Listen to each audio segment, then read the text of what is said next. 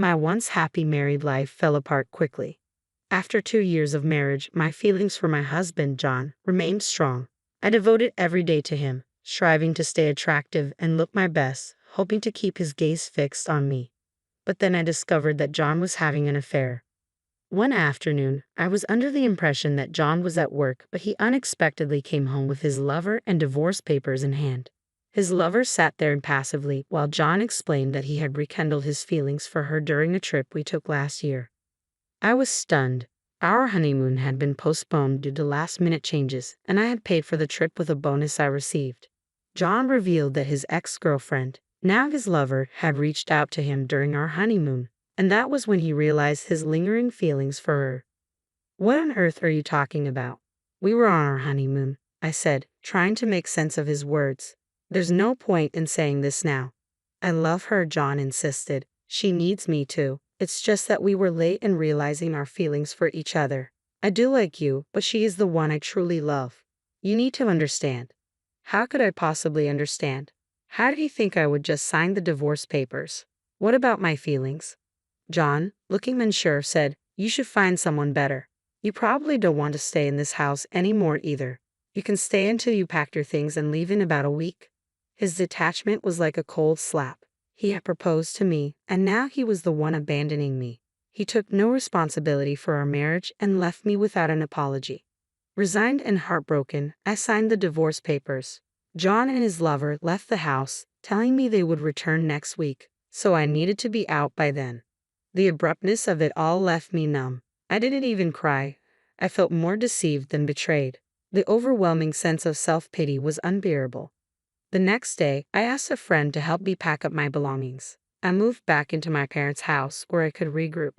As a nurse with a stable income, I had been covering most of our living expenses, so the shock of John's affair and the divorce was compounded by the financial strain.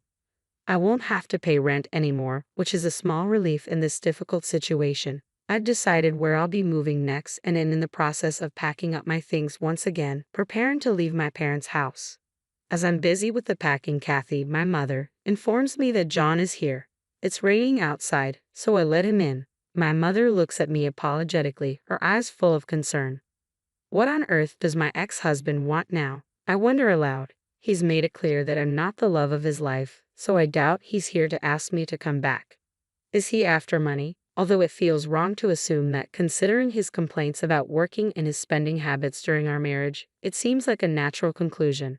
Maybe he's forgotten something of his at my place. I decide to head down to the living room to find out what he wants. "What do you want?" I ask, trying to mask my frustration. My father's voice is edged with anger, but John remains unnervingly calm as he replies, "I would like to speak with your daughter." His calm demeanor, given the circumstances, is infuriating. "What do you want?" "I'm busy right now," I say, trying to keep my irritation in check as I open the door. I'm taken aback when I see his new wife sitting next to him, as if she has every right to be there. "Why is she here? This is my parents' house. What were you thinking?" It's beyond insulting to have his former mistress, now his wife, show up here. I can't believe she thought it was appropriate to come along. "Calm down," John says, his attitude only making things worse. The woman remains silent, her presence adding to the absurdity of the situation. "I'd like to get this over with as quickly as possible," I snap, my frustration clear. John's expression turns serious. "This is important. We haven't discussed the division of property yet. I'm here to claim my share of the money." Just as I suspected. John seems oddly eager. "Yes, that's right. Of course. I knew he would show up eventually, so I was prepared." I took out my purse and handed John 30 cents. "Here, this is your share," I said, placing the 3 dimes in his hand. John and his new wife stared at the coins in disbelief. "What is this?" John demanded, flinging the coins to the floor. His new wife chimed in, her voice dripping with disdain. "Are you kidding me? This isn't property. Stop fooling around." Both of them were red-faced with anger. I watched calmly, knowing that these coins were all that remained of my savings. John's eyes narrowed. "This isn't right. You know there's more. You had $200,000. I want my $100,000 now." He waved his hands in frustration, while his wife nodded in agreement. I stared at them, unmoved by their demands. "You're the one who said you wanted this over quickly. So take the money and leave." I said. John's reaction was explosive. He started screaming and throwing things around the room, revealing the side of him I hadn't seen before. His behavior showed me his true colors, and I was relieved to have left him. The noise and commotion attracted my dad, who had been out of the room, and my brother, who had just arrived home. My dad, though initially frozen by the chaos, quickly stepped in. He grabbed John, restraining him and preventing him from causing any more damage. I quickly filled my brother, a lawyer, in on the situation. Given his knowledge of the divorce, he grasped the scenario immediately. John's new wife overheard our conversation and realizing John was dealing with a lawyer, she exclaimed, "I didn't know your ex-wife had a lawyer in the family." Her eyes widened in shock as she shouted at John. I was perplexed by their relentless pursuit of money. Even though I had no desire to engage with John, I decided to ask him, "Why do you need the money so desperately? You divorced me for this woman, claiming she was your dream. You chose her over me and wanted me to leave." John sighed. "Yes, but the division of property is crucial. The house we're in now was originally the one you and Ella lived in together. We want to build a new home for ourselves. We're planning to have children, so we need a car and want to go on a nice vacation. I want to fulfill the responsibilities any new husband would take on, which is why I'm here. It's tough for me, but it's important." His reasons sounded selfish and entitled. I wondered if he was trying to make excuses to justify his demands. "Okay, so you didn't want to come here just to make amends," I said, resigned. "I don't want him here either.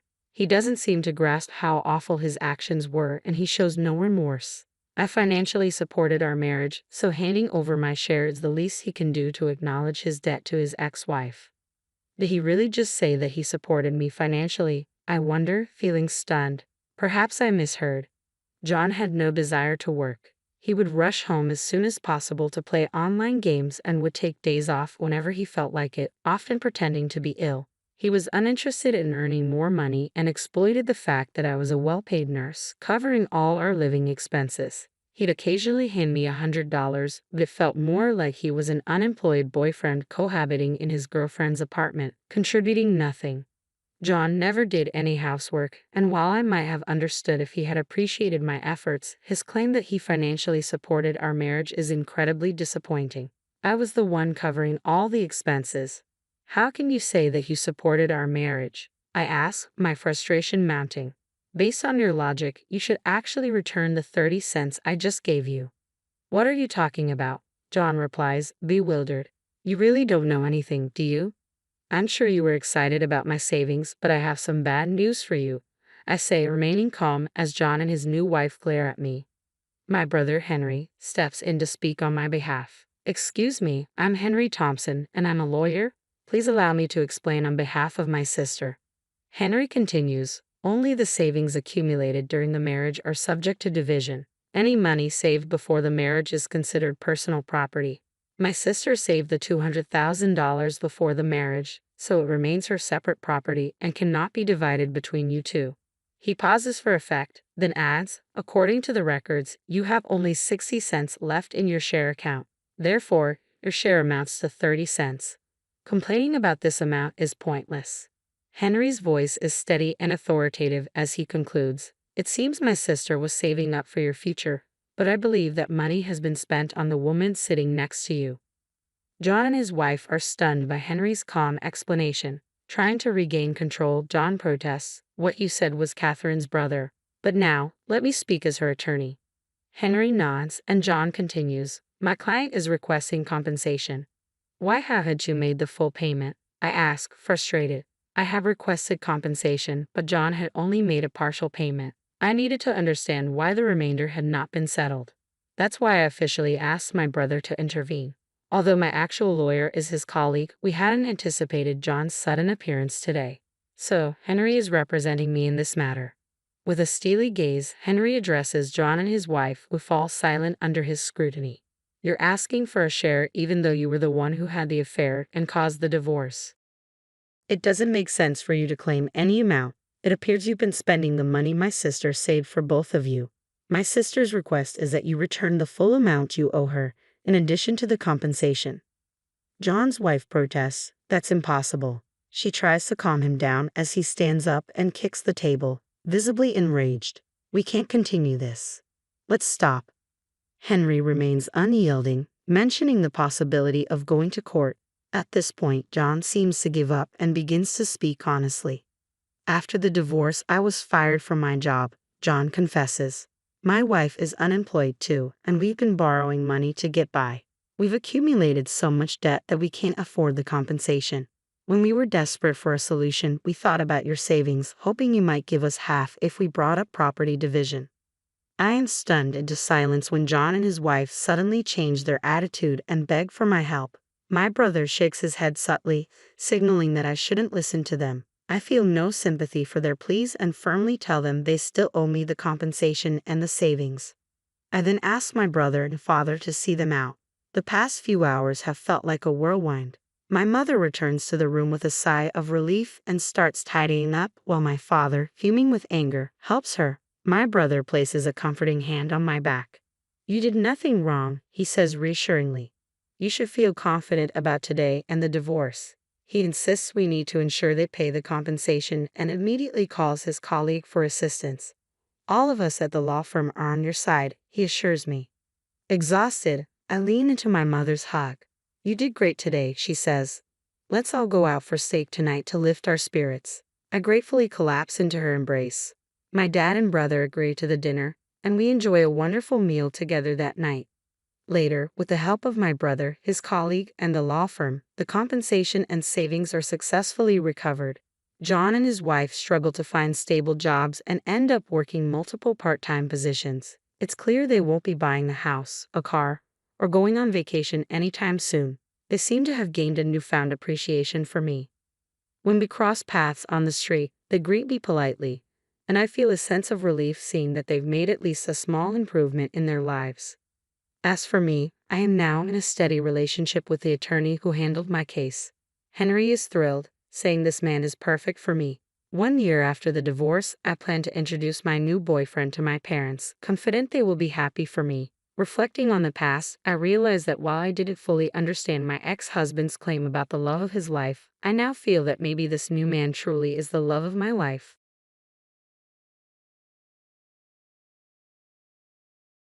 You don't need to live with your mom, who only gets $600 a month in pension.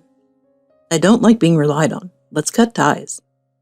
When my eldest son found out that I only received a small pension, he laughed and said this. His wife Julia smirked and added, That's right. You're not needed anymore. So choose, move out or be kicked out. Without knowing what was coming, Julia spoke proudly.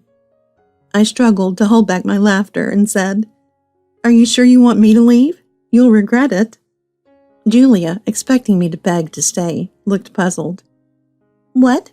Don't say strange things. You're the one who's going to regret it. However, a month after cutting ties, it was my son and his wife who regretted it. My name is Mary. I am retired and living on a pension. After my husband Brian passed away, my eldest son and his wife moved into my house. I never asked them to live with me. They just showed up. My younger son, Sam, had also offered to live with me out of concern after Brian's death. Sam was married with kids and lived nearby. He knew his older brother Tom was unreliable, so he invited me to live with his family. Tom had always avoided responsibilities and couldn't make decisions on his own, even as an adult. Since getting married, he followed Julia's every word. Brian had been worried about this. We had spoiled Tom because he was our first child. We thought he would become more reliable as an adult, but it only made him worse. Brian regretted this when we discussed it while he was still alive. Tom had struggled with low-paying jobs, switching from one to another. Despite working, he never contributed to household expenses while living with us. Tom, you should contribute some money. It's hard for us to keep supporting you. Tom would answer with an annoyed look.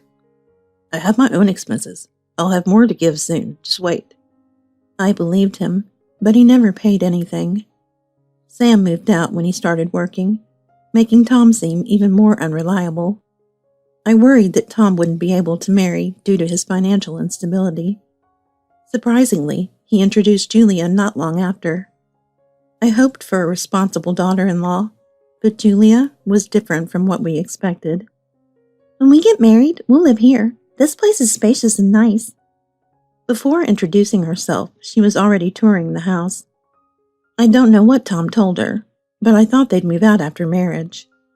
"Julia, are you planning to live here with us?" Julia looked confused and answered, "No, Tom and I will live here alone. You and your husband should move out." I was shocked that she expected us to leave our own home. "Where would we live? This is our house." Brian agreed and tried to steer the conversation back to their marriage. But Tom just kept looking to Julia for answers. "It would be a nice wedding gift if you gave us this house. It's too luxurious for you anyway." Brian, furious at her arrogance, ordered them to leave. After their disrespectful visit, Brian refused to approve of their marriage. When Tom returned, I asked if he was serious about marrying Julia. "Yes, but I'm not sure about living here. I didn't know Julia would say that." I was frustrated by Tom's indecision. Because you can't stand up for yourself, Julia feels entitled to speak out of turn. "We're not leaving. You two need to find your own place." Tom looked annoyed, but didn't say anything definitive. Even though Brian didn't approve, we couldn't stop two adults from marrying. Sam was curious about Julia, so he called me. "I couldn't be there, but how did it go? She didn't cause trouble, did she?" I told him that Julia left before we even talked about the marriage. When I shared that Julia suggested we move out so they could live there, Sam laughed. "Tom is really marrying someone like that? I wouldn't want anything to do with someone who kicks out their in-laws." I didn't want anything to do with her either, but I felt she would push to live in our house. When Tom and Julia's marriage was officially decided, the idea of living with us was off the table. During a meeting with Julia's parents, Brian refused to give up the house. Julia's father, seeing reason, told Tom and Julia to find their own home. "You need to find a place yourselves. It's not right for them to move out." Julia protested. "Dad, don't interfere. I want to live in that nice house." Her father didn't budge. "Please, could you reconsider? I apologize for my daughter's behavior." Seeing her mother's attitude, I realized why Julia was so spoiled. Brian also realized that spoiling Tom had made him dependent and weak. Once the housing issue was settled, we could finally celebrate their wedding. But Brian never warmed up to Julia. "Don't worry so much. You miss Sam, don't you?" Brian shouted, denying it. Though I didn't like Julia either, I planned to tolerate her since we weren't living together. Julia rarely visited even though she and Tom lived nearby. She didn't come for holidays, which felt lonely at times. Sam and his family, however, often visited, so I tried not to think about Tom and Julia. Eventually, Sam announced his engagement and brought his fiancée Emily to meet us. "We should tell Tom since he lives nearby. Maybe he can come alone." Brian agreed, but looked worried when I mentioned Julia. "Don't invite her." I didn't want to invite Julia either, but I felt it was proper, as she was family. Julia's unpredictable behavior worried me. When I told Tom to come meet Emily, he seemed happy. "Just come by yourself. Julia can meet her another time." Tom seemed to understand. "Got it. I won't tell Julia." I was relieved until Julia showed up at our door with an unpleasant look. "Excluding me is mean. I'm coming as Tom's wife." She barged in and acted rudely towards Emily. I asked Tom why Julia came along, and he awkwardly explained. "I didn't tell her, but she saw it marked on the calendar." I was exasperated by how careless Tom was. I hoped Julia would behave, but soon my fears came true. "Sam and his wife shouldn't live in this house after marriage. It's meant for us." Emily was stunned by Julia's words, but calmly replied, "Oh, I see. I'll leave it up to you then." Unlike our tense reaction, Emily remained composed. Julia, feeling victorious, continued, "I'll take the house, but you'll handle your parents' care. I'm not doing it." I was fed up and shouted, "Julia, I didn't invite you today. If you don't like us, you should just leave." Julia looked at me disdainfully and left. Tom followed her without apologizing, leaving me embarrassed. I apologized to Emily for Julia's behavior. "Don't worry about it. It's fine." She was so mature, unlike Julia. Tom left without congratulating Sam or offering anything. When I apologized again to Sam and Emily, they told me not to worry. I told them what living with Tom and Julia was like, and everyone was surprised. I knew Tom was having issues with Julia, but not to this extent. Sam and Tom mentioned Julia's spending habits, but didn't know how bad it was. If she's going out every day, that's a problem. Isn't there anything we can do? Sam's concern mirrored my own. Brian's stance was clear. Tom chose her, so he needs to handle it himself. We can't fix everything for him. He was right, but I still worried.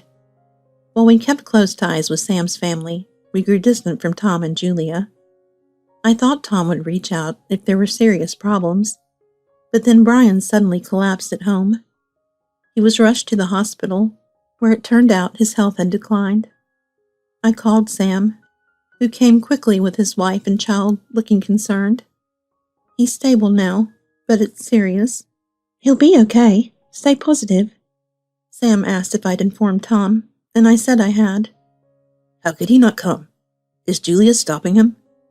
I doubted Julia would go that far, but when I called again, I heard something outrageous. When Dad dies, do I have to handle the funeral? I'd rather Sam do it.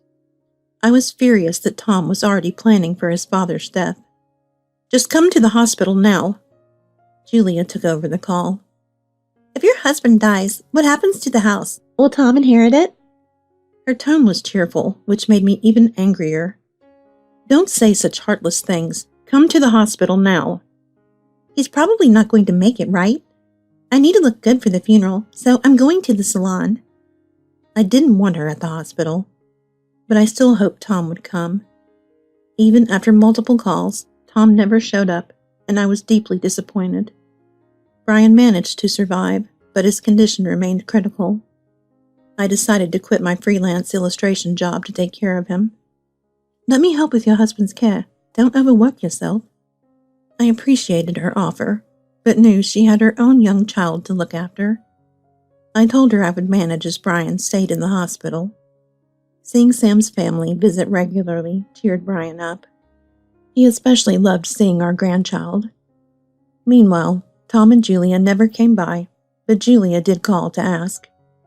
How much longer is he planning to live? Wasn't he supposed to be on the brink? I snapped at her.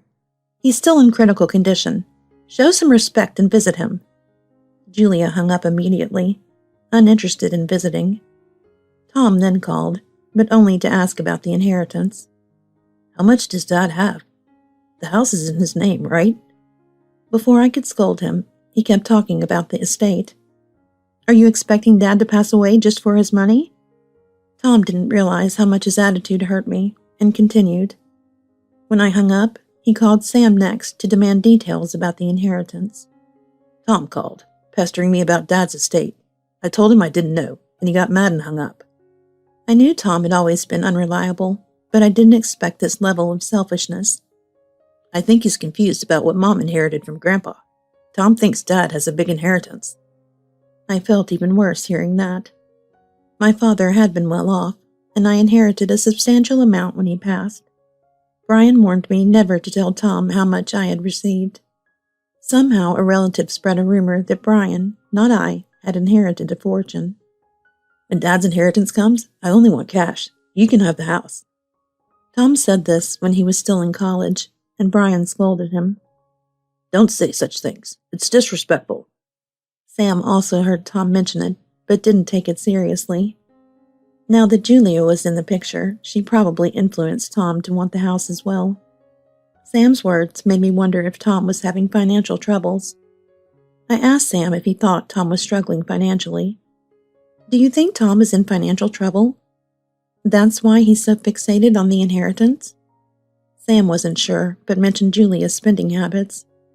Julia's always out spending money, and they rely on takeout for meals. It's not cheap. This made me even more anxious. I thought about confronting Tom, but before I could, Brian's condition worsened, and he became critical. In the panic, I forgot to call Tom, but Sam informed him. Tom and Julia finally appeared at the hospital, and Julia's first words were harsh. He's not going to make it this time, right? Don't get your hopes up. I glared at her, and Tom muttered something equally inconsiderate. Dad didn't leave a will, did he? If I'm cut out of the inheritance, I'll be furious. I couldn't take it anymore and ordered them to leave. You're not needed here. Go home now. They looked annoyed and laughed as they left. We'll go home to prepare clothes for the funeral then. I wanted to scream, but my focus had to stay on Brian. Despite my hopes, he passed away. The details of the following days were a blur. Sam and his wife handled the funeral arrangements, allowing me to stay by Brian's side. When I came to, the funeral had ended, and I thanked Sam and his wife. Tom didn't come to the funeral. I told him, but he just said, handle it, and didn't show. Sam's wife looked distressed as she shared this. Your oldest son didn't even come to the funeral. I'm so sorry. Don't worry about him. I have you and Sam. That's more than enough. I resolved to cut ties with Tom and Julia. But before I could, Tom and Julia arrived at the house, bags in hand. We'll be staying here from now on. Please move Dad's things out. Tom laughed, adding, I inherited this house, so it's not a problem. It's safer for you to live with us, right? I couldn't believe how entitled he sounded. You can't just move in like this. I never agreed to live together. Despite my protests, they moved their things in. Sam has no say in this. We canceled our old lease and have nowhere to go. Sam came by furious and tried reasoning with Tom, but it was pointless. Julia always stepped in, twisting every conversation to suit her. I sighed and spoke to Sam privately. I'll endure this for a bit while I sort out your dad's belongings. Then I'll move in with you. You're always welcome. Don't hesitate to come any time. I planned to leave after sorting Brian's things and preparing to move. Living with Tom and Julia was worse than I imagined. I expected to do housework, knowing Julia didn't help, but even Tom stopped contributing. They refused to pay for anything, and when I brought it up, Julia would snap. Why should we pay rent? You're living off your husband's house. You should cover the expenses. Julia insisted I was freeloading, believing Tom had inherited the house. No matter how I tried to explain, they wouldn't listen. We're living with you, so of course you should handle the bills. Just give me the checkbook when your pension comes in. Tom intended to control my pension, assuming I received much more than I did. Julia's brand-name outfits and her daily outings hinted at the financial strain they faced. When I mentioned that I only received $600 monthly, Julia turned red and snapped. Don't say such ridiculous things. Are you accusing me of infidelity? Get out of this house. I had said it jokingly, but Julia's reaction was telling. I visited Sam's house to tell him everything. It's ridiculous for you to pay their way. Just move in with us. I saw someone who looked like Julia with another man in a car. I thought it was nothing, but maybe it was her. We were all shocked. I was ready to leave the house any time, but we needed to find out more about Julia. Sam decided to investigate while I prepared for my move. Julia kept going out, oblivious to our plan. One day, Julia asked me for spending money. Give me some money, Mary.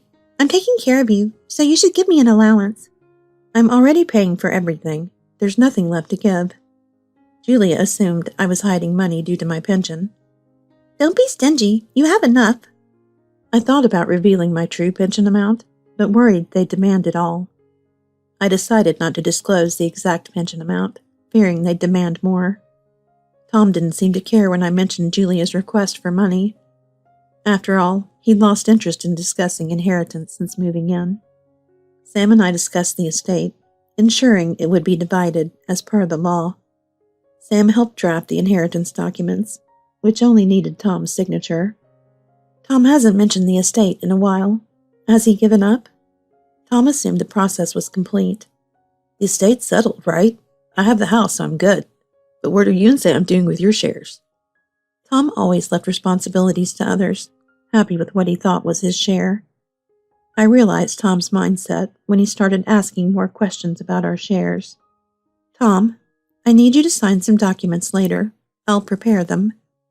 He nodded, trusting me to handle everything.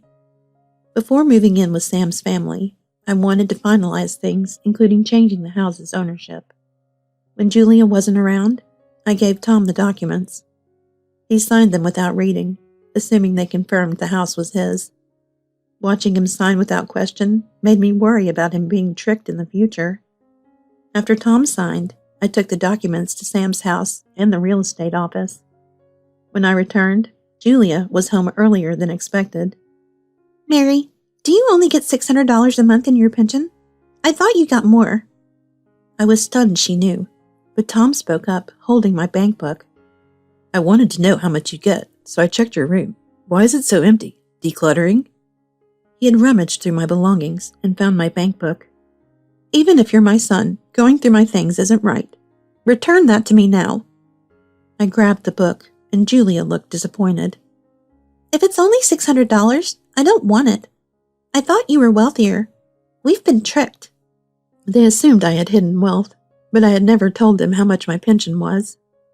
"Fine, we don't need to live with a mother who only gets $600. We'll cut ties." I was taken aback by how selfish they were. "Yes, Mary, you're not needed. You can move out or be thrown out."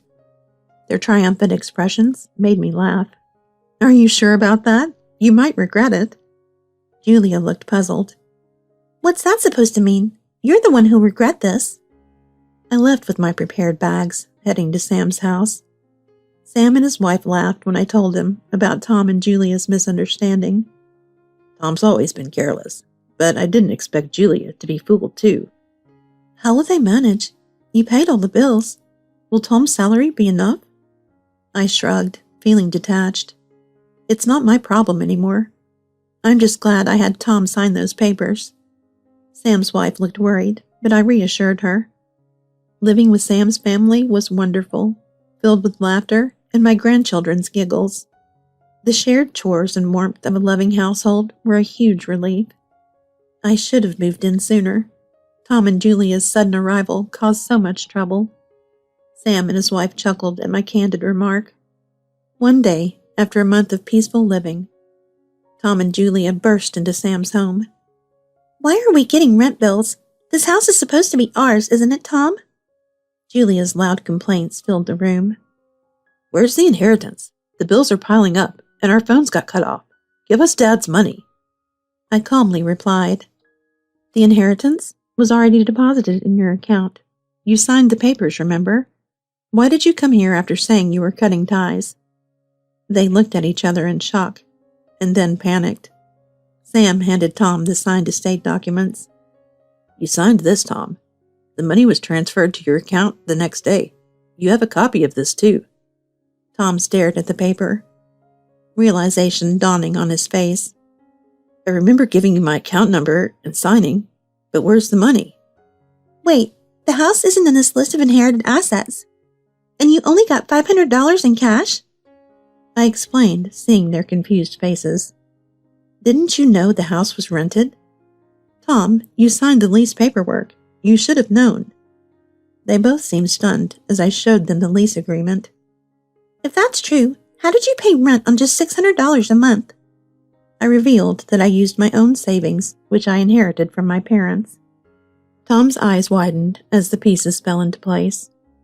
"Tom, you signed the documents without reading. That's your fault. And where did the $500 go?" Tom admitted he spent it on credit card purchases, expecting to pay it back with inheritance funds. "What did you buy? Your spending left us unable to pay rent." Sam spoke up. "Julia, you've been using money for your affair. We have proof." He handed Tom a report from the investigator he hired. "Julia, you were cheating on me?" "I suspected, but hoped it wasn't true." Julia sat in shock as Tom read the evidence. Julia had believed she was manipulating Tom, but she had been deceived by her lover. "I told you leaving would make you regret it, didn't I?"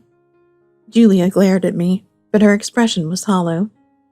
"Yes, I was unfaithful, but I'm leaving Tom now. I don't need him." For the first time, Tom stood up for himself.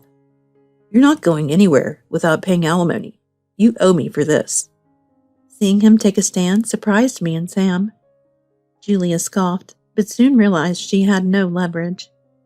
"Fine, I'll pay. But don't think I'm sticking around any longer. I'm leaving for good." Sam chimed in, adding a piece of information that sealed Julia's fate. "By the way, Julia, Your so-called boyfriend is seeing another woman. You were just another fling. Julia's face turned pale as she scanned the investigation report, confirming the betrayal. She sat down defeated, while Tom processed everything, anger simmering in his expression. You thought you could use Tom, but it turns out you were the one being used. Julia didn't respond, staring at the floor, unable to meet anyone's eyes. Eventually, Julia left, borrowing money for her debts and taking on jobs to repay them. Her parents refused to help, ashamed of her actions.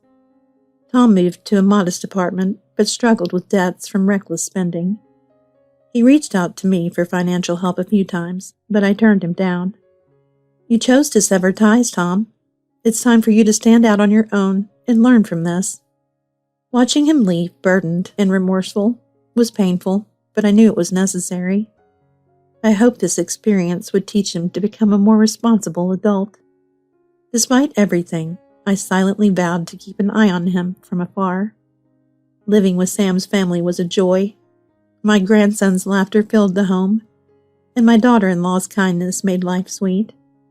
Every day was busy and fulfilling as we shared responsibilities and created memories. I should have moved in sooner.